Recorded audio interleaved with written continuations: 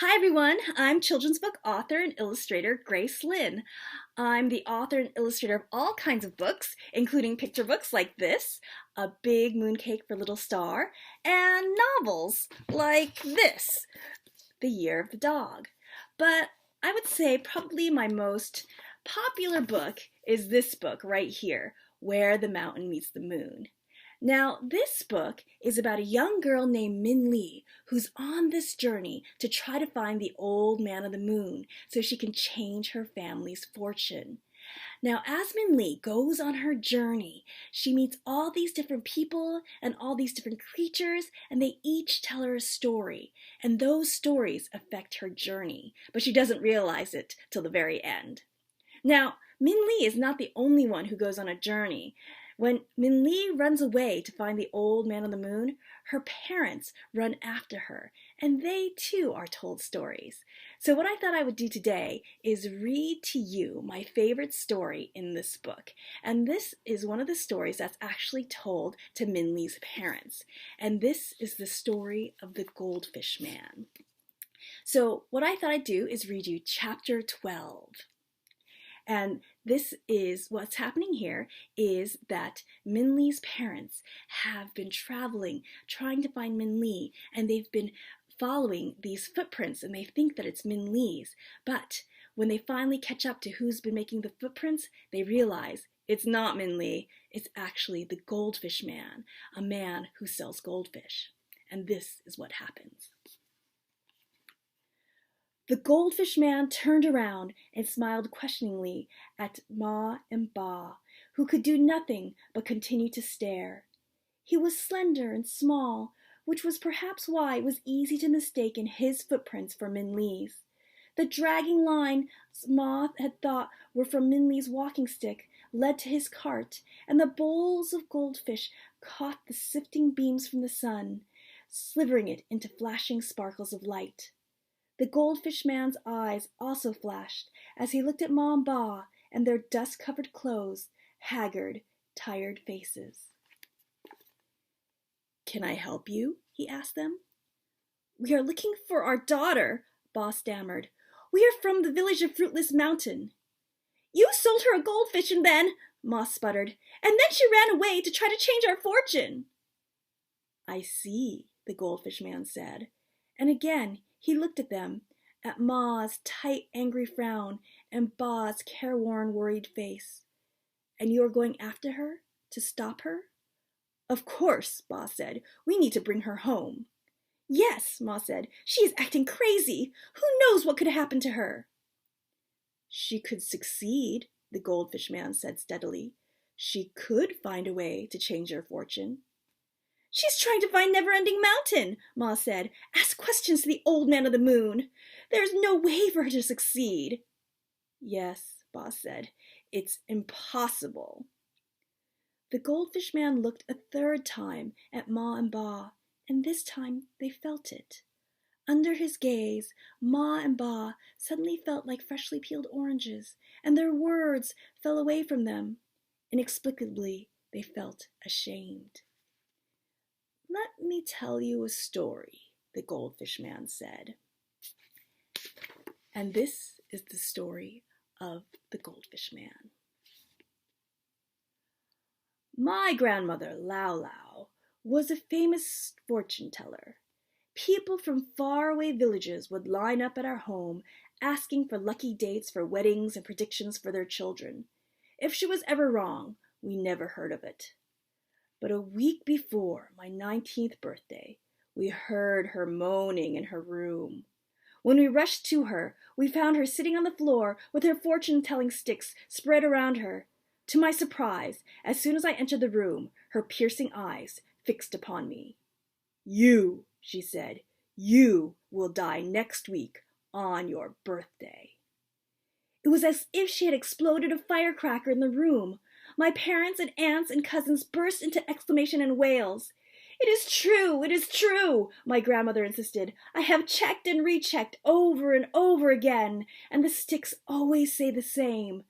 Next week, on his 19th birthday, he will die. That is his fortune." I could not believe it. How could this be? but my belief in my grandmother was unshakable. If she said so, it must be true. I stood staring as my family created a storm around me. Finally, I said with a mouth as dry as sand, "Lao Lao, isn't there anything I could do?" "There is only one thing you can do," she said, "but it is doubtful it will work." "I'll do it," I said. "First," Lao Lao said, "we must get a bottle of the finest wine and make a box of sweets." So Lao Lao went to the rich magistrate of the town and persuaded him to give her a bottle of his best wine. My mother and aunts hurried to the kitchen and prepared cakes, cookies, and sweetmeats with more care than ever before. And then Lao Lao went to her room and began to read her fortune sticks. When she came out, she gave me the box of sweets and the bottle of wine and sat me down. "Listen to me carefully," she said. "You must do exactly as I say. Tomorrow morning, you must walk north of the village. Do not stop until the moon begins to appear in the sky. When it does, you will see a mountain before you, and at the foot of the mountain, you will see an old man reading a book. Open the box of sweets and the bottle of wine and set them by him, but do not say a word unless he speaks to you first. This is the only chance we have to change your fortune." So the next morning I followed her instructions, and it was as she said. I walked all day, and when the sun finally withdrew from the sky, there was a vast mountain in front of me, whose tip seemed to touch the moon. Sitting cross-legged at the bottom was an old man reading a giant book. The light from the moon seemed to make him glow silver. I opened the bottle of wine and box of sweets and quietly laid them next to him. Then I sat and waited. The old man didn't notice me and continued to read. My mouth watered as the smell of the sweets drifted in the air, but I did not move. And even though the old man was engrossed in his book, he must have smelled them as well, because without lifting his eyes from the page, he began to eat. It was only when the bottle of wine was empty and he was eating the last cake that the old man lifted his head. He seemed surprised to see a half-eaten cake in his hand. "I've been eating someone else's food," he said to himself. He looked up and saw me sitting nearby. "You, boy, was this your food?" "Yes," I said, and I came closer as he beckoned. "Well," he said, "what are you doing here?" I told the old man my story while he rubbed his beard. When I finished, he said nothing, but began to turn the pages in his book. Finally, he nodded. "Yes, it's true," the old man said. "You are to live only 19 years. And he turned the book toward me, and in the moonlight, I read my name on the page. Next to my name was the number 19. "Please," I couldn't help asking, "isn't there any way to change it?" "Change it?" the old man asked, surprised at the thought. "Change the book of fortune?" "Yes," I nodded. "Well," the old man said, stroking his beard, "I am indebted to you for having eaten your food." He took a paintbrush from his robe and studied the page. He said, "Maybe if... No, perhaps... Ah, yes, this is how it can be done." And with a simple flick from his brush, he changed the number 19 to the number 99.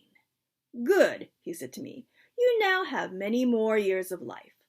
Live them well." Then he closed his book, stood up, and began to walk up the mountain, leaving me staring behind him. I sat there until he disappeared from sight, and then turned around and went home. The next week, on my birthday, there was a terrible typhoon. The wind howled as it never had before, and a tree fell right on top of the roof of our house and crashed into my room, narrowly missing me. If it had fallen just a bit more to one side, I would have easily been killed. But as I climbed out of the ruins of my room, I saw my grandmother's eyes staring into mine. Silently, she nodded. She did not need words to tell me what had happened. I knew my fortune had been changed. But But for Minli to try to do that is different, Ba started. She's trying to find Never-Ending Mountain. Ask a question. She's just a small girl. Perhaps, the goldfish man said, you need to trust her. But, Ma said, but what she wants is impossible. Impossible? The goldfish man said. Don't you see? Even fates written in the Book of Fortune can be changed. How can anything be impossible? Ma and Ba could find no words. His eyes and the hundreds of eyes of the goldfish behind him seemed to silently scold them. As they looked at the ground, the goldfish man shifted back his bag and turned toward his cart. Here, a gift, the goldfish man said, placing a bowl into Ba's shaking hands. The fish, the pale silver color of the moon, circled in the bowl. Perhaps, if you cannot trust that your daughter will find Never-Ending Mountain, you should trust that she will return home to you, because that is not impossible.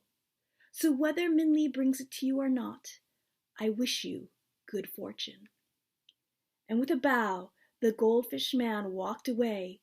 His bowls of goldfish cast pieces of rainbows in the air, making him sparkle in the sun. Ma and Ba stood and watched him until he looked like a twinkling star in the distance. So that was chapter 12 of Where the Mountain Meets the Moon. I hope you enjoyed it, and I hope you get to read the whole thing. Thanks so much. Hi everyone, I just wanted to quickly let you know that I have a new podcast just for kids. It's called Kids Ask Authors. It's where a guest author and I answer one kid question.